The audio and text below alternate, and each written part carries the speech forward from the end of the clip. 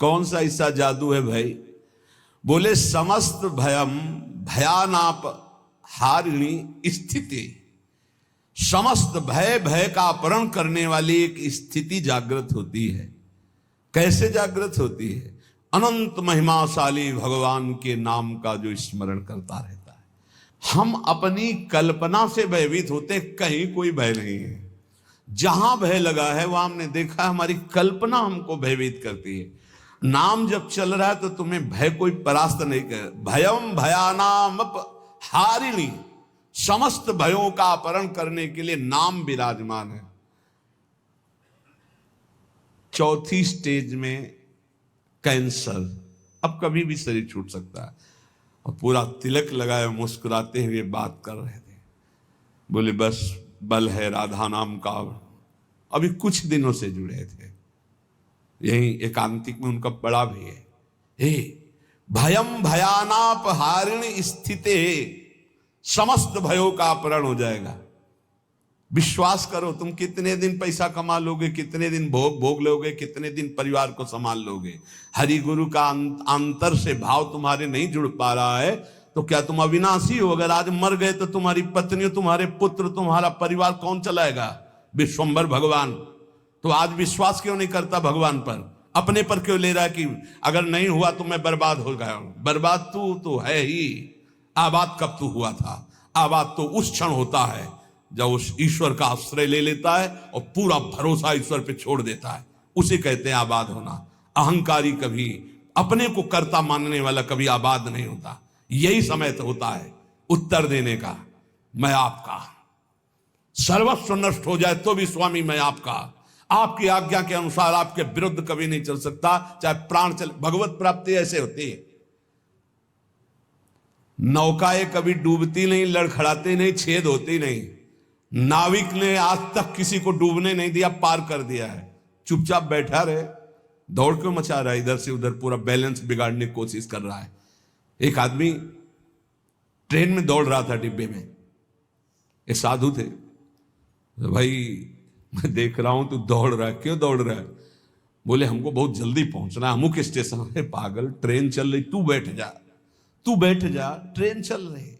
ऐसे ही तू सच्ची मान, अध्यात्म की कोई दौड़ भाग नहीं होती।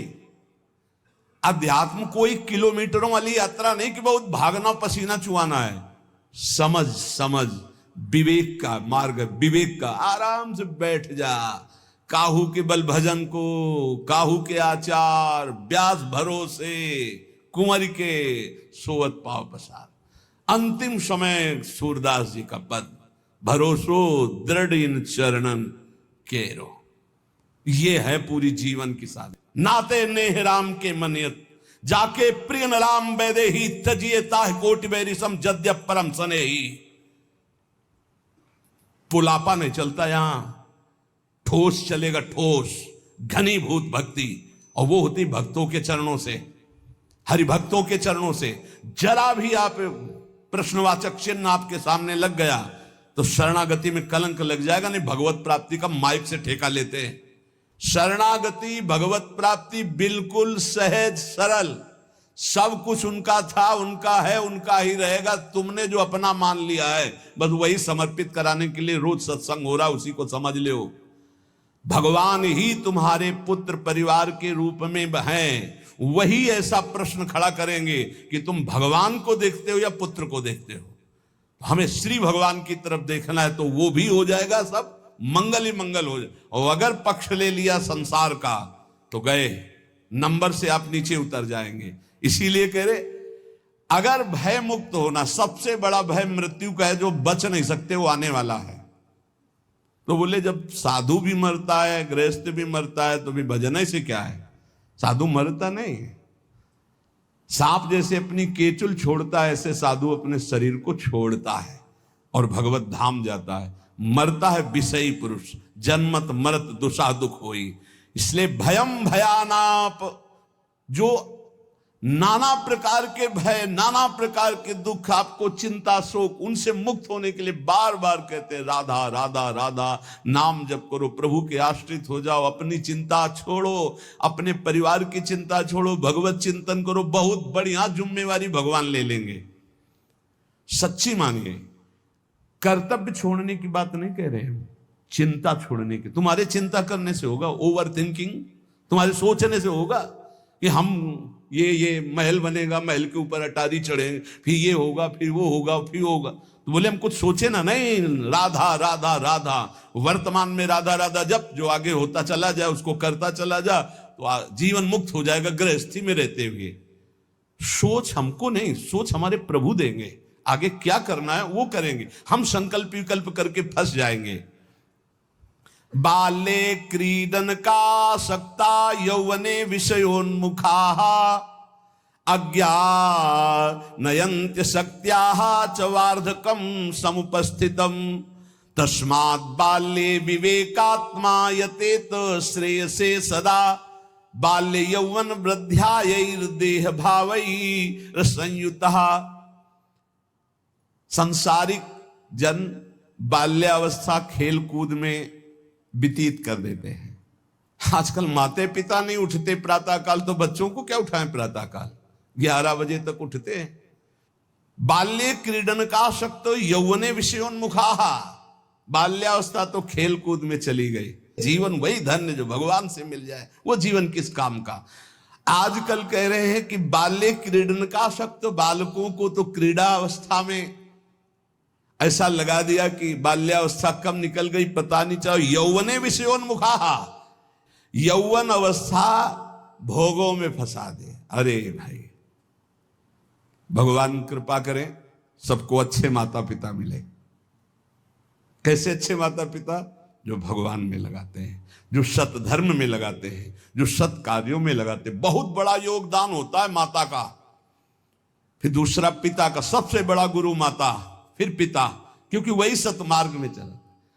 गांव में एक बार नाटक आया था दिखाने के लिए, वो क्या कहते हैं, नौटंकी, वो सुल्ताना डाकू, पूरा दिखाया गया। रात भर देखा था, बच्चे थे उस समय। तो जब उसको फांसी की सजा दी गई तो उससे पूछा गया तुम्हारी अंतिम चाहत क्या है? वो हम पूरी जिंदगी भर ध्यान रखा। बोले हमारी माता को हमसे मिला दो। माता को, जे ही माता मिलने आई तो गले लगे और दांत से पूरी नाक काट ली माता की। तो आप ईश्वर ने पूछा ये क्यों किया? बोले मुझे आज फांसी के फंदे में चढ़ाने वाली ये है। पहली बार हमने पेंसिल चुराई थी, और जब इसको कहा कि मां मैं पेंसिल चुरा के लाया, तो इसने कहा बहुत अच्छा बेटा, लिखने के काम आएगी। बस उसी दिन से मुझे लगा कि बहुत अच्छा कार्य है। और आज मैं सुल्ताना डाकू बना और मुझे इसकी फांसी की सजा मिल रही, तो सबसे बड़ी अपराधिनी मेरी मां है जो मुझे इस मार्ग में। मां प्रथम गुरु है। आप अपने बच्चे को जैसे गर्भ से शिक्षा, अगर हम प्रार्थना करते हैं गृहस्थ में वो बच्चा गर्भ में आ जाए तो सहवास बंद कर दो, सात्विक भोजन पाओ, भगवत नाम कीर्तन सुनो, भगवत कथा सुनो, महान तीर्थों का भ्रमण करो अगर कर सकते हो, उससे तुम्हारे बालक के बहुत सात्विक संस्कार होंगे। यौवने विषयोन्मुखा, जवानी भोगों में व्यतीत करने के लिए प्रेरणा दी गई, और अंदर और बाहर दोनों से संयोग बने, विषयों से हृदय मलिन हो गया। फिर कह रहे हैं अज्ञा नयंती असक्त्या, जो अगली अवस्था आई बुढ़ापा, वो तो असक्त, इंद्रियां वैसे ही चंचल, मन वैसे ही चंचल, शरीर असक्त। अब वो अंदर बैठे बैठे भोगों का चिंतन कर रहा है, उसकी दुर्गति हो जाती है। दुर्गति